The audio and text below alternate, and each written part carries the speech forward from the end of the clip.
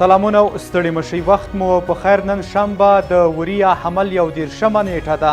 تاسو د مشرانو جرګې ټلویزیون څخه د دې مهال خبري ټولګه ګورئ. ټولګه د مهمو خبرونو په سرټکو پیلوو.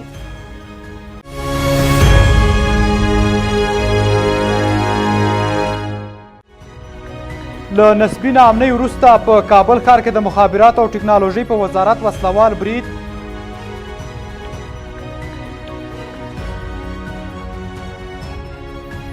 د افغان سولې په باب د امریکا د سرپرست دفاع وزیر او زلمي خلیلزاد بحثونه.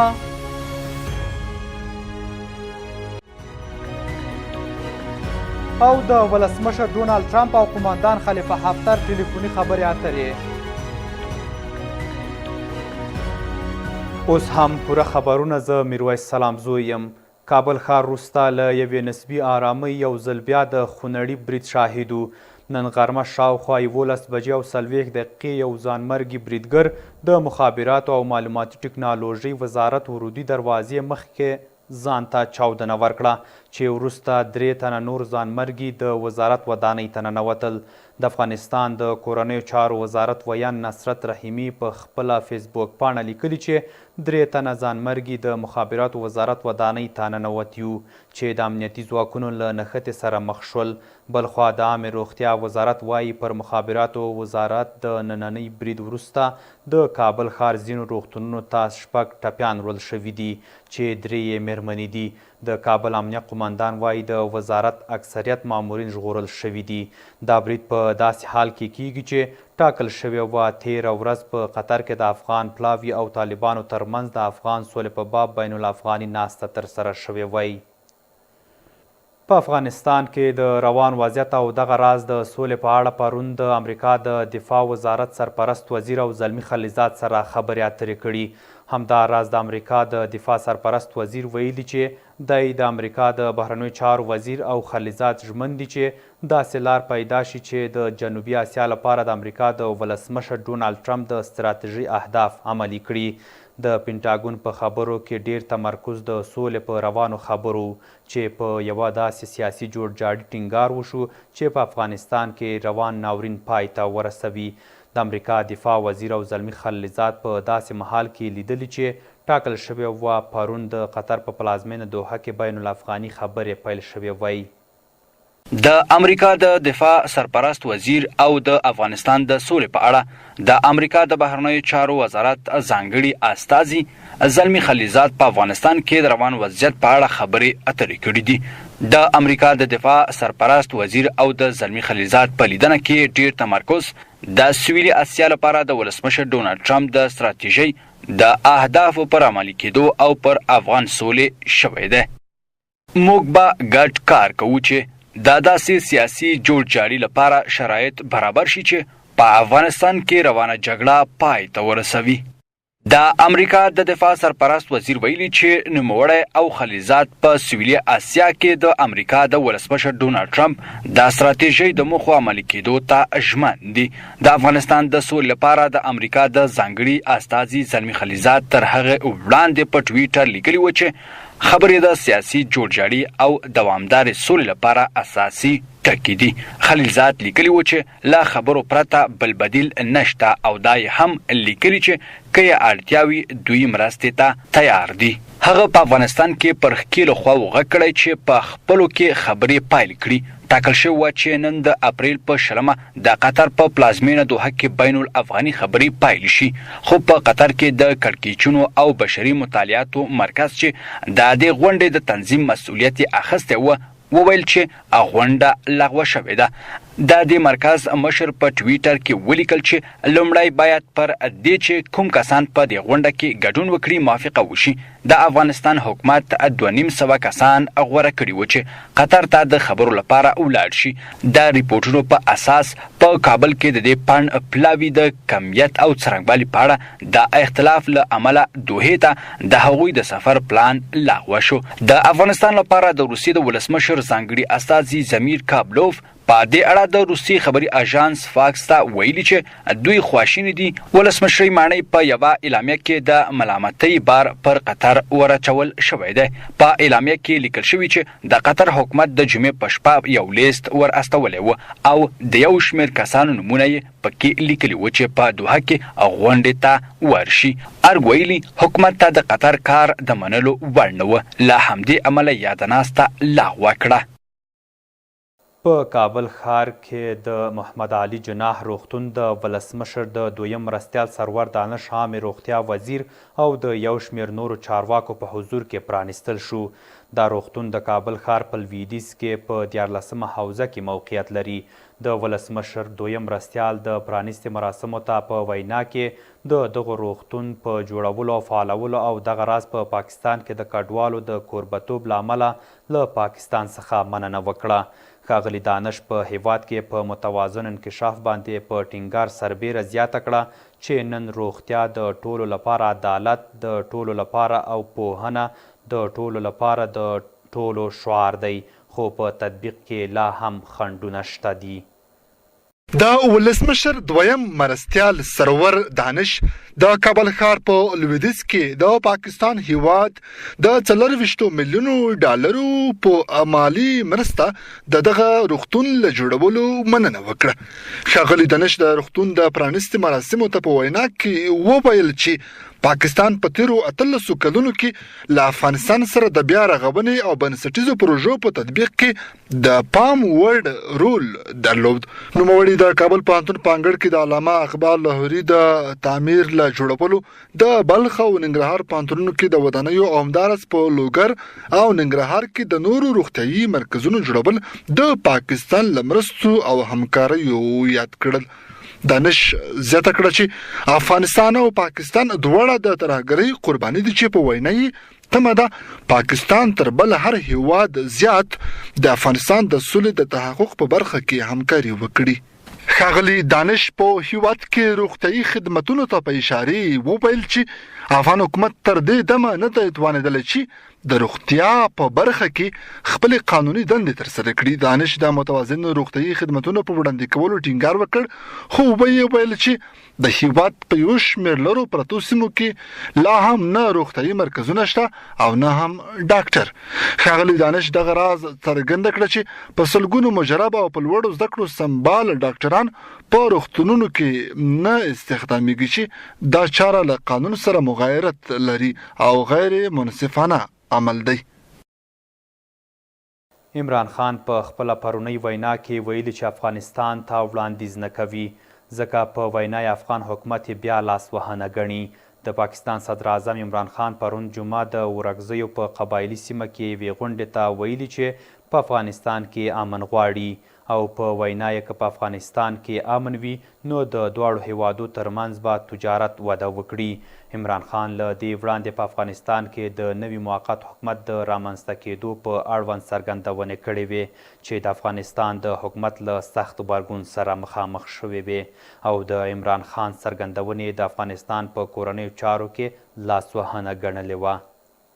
د پاکستان صدر اعظم د جمعې په ورځ د ورکزیو په قبایلي سیمه کې یوې غونډې ته وویل د افغانستان حکومت ته وړاندیز نه کوي ځکه چې هغوی بیا لاسوهنه ګڼي. رسنیو د عمران خان له خولې لیکلي چې د افغانستان د امن لپاره دعا کوي ځکه په وینا یې کله چې افغانستان کې امن وي نو سوداګري به وده وکړي. عمران خان زیاته کړې چې خدای پاک دې په افغانستان کې امن راولي چې هغوی هم په خپلو پښو ودرېږي ځکه چې 40 کاله پرې جګړې تېرې شوې دي.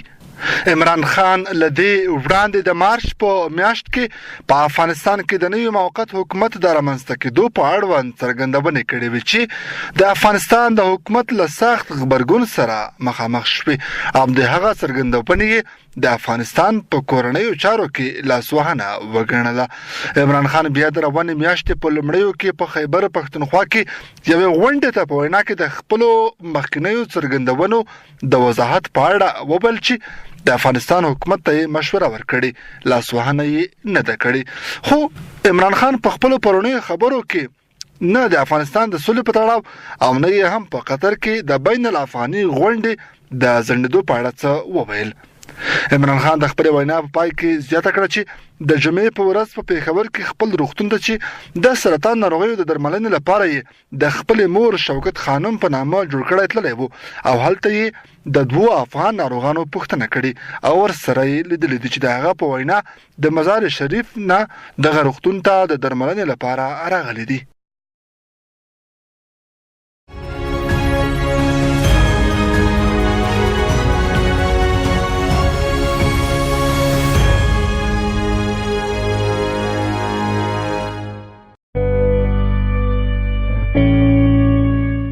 تر ویده کېدو مخکې خپل زړه د بخښنې پر اوبو وځله ووینځه او د تېرېدنې پر دسمال یې وچ کړه، نو د ایمان په خوند به پوه شي.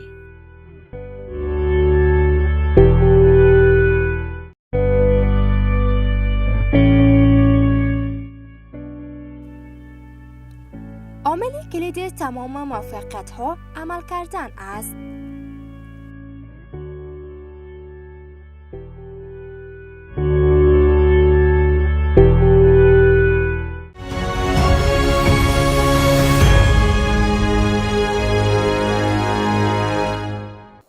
ښه راغلاست. دا هم بهرني خبرونه. سپینه ماڼۍ وایي له تروریزم سره مبارزه او لیبیا به څرنګه د ثبات لرونکي او ډیموکراتیک سیاسي سیستم پر لور حرکت کوي.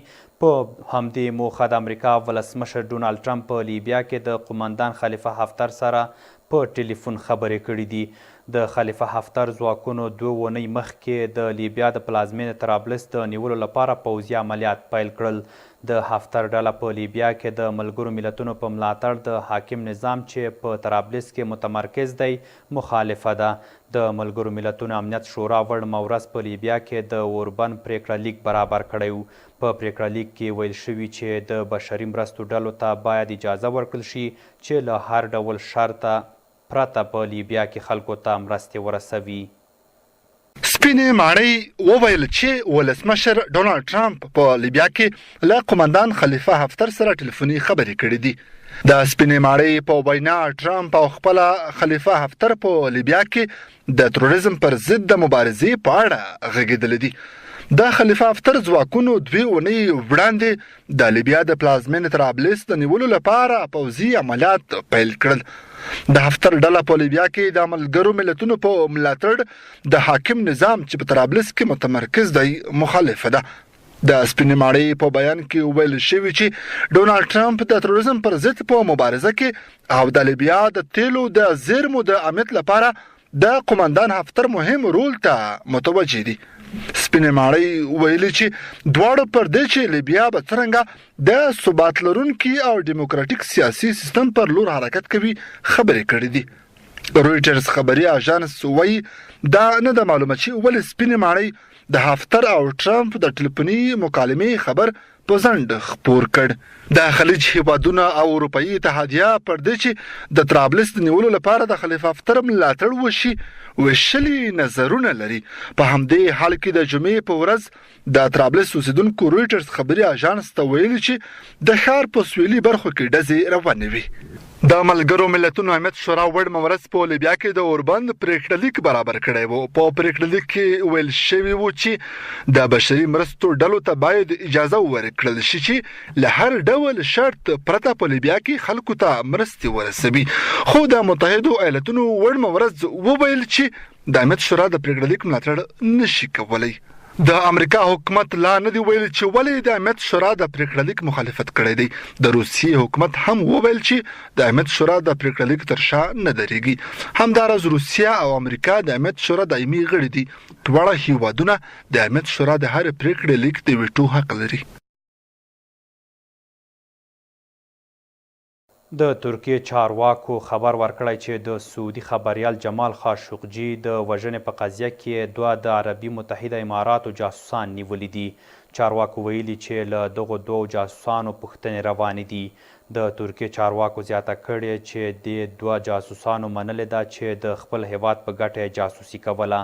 ترکی چارواکو ویلي چې یاد کسان ترکیې ته له رسېدو وروسته تر 6 میاشتو څارل کېدو په استانبول کې نیول شوي دي.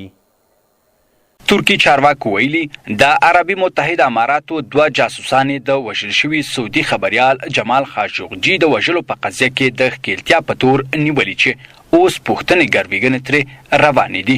نیول شوو مشکوک کسانو منلې ده چې د خپل هیواد په ګټه یې جاسوسي کوله. یوه ترکي چارواکي رویټرز خبري اژانس ته ویلي هیواد یې د خاشقجي د وژلو اړوند دوسیه کې د دغو کسانو په اړه څېړنه کوي. په تېره بیا یو مشکوک ترکیې ته له یادې پیښې څو ورځې وروسته رسېدلی دی.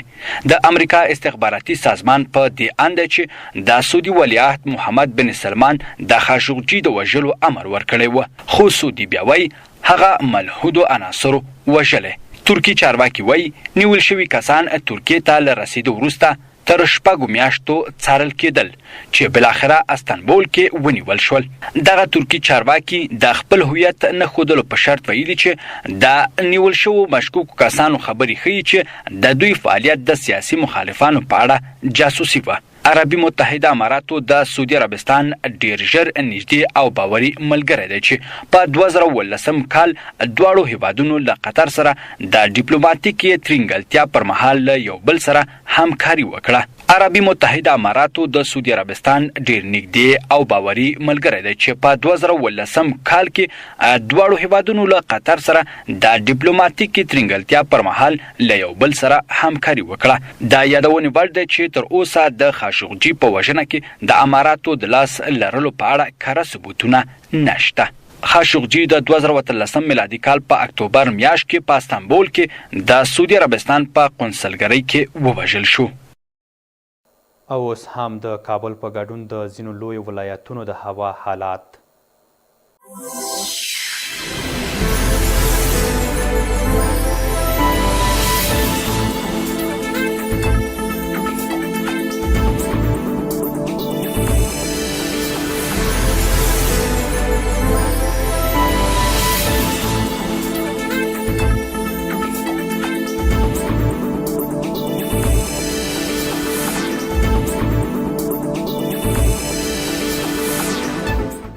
اوس هم د کابل په بازارونو کې د بهرنیو اسعارو پر وړاندې د افغانیو پیر بیې.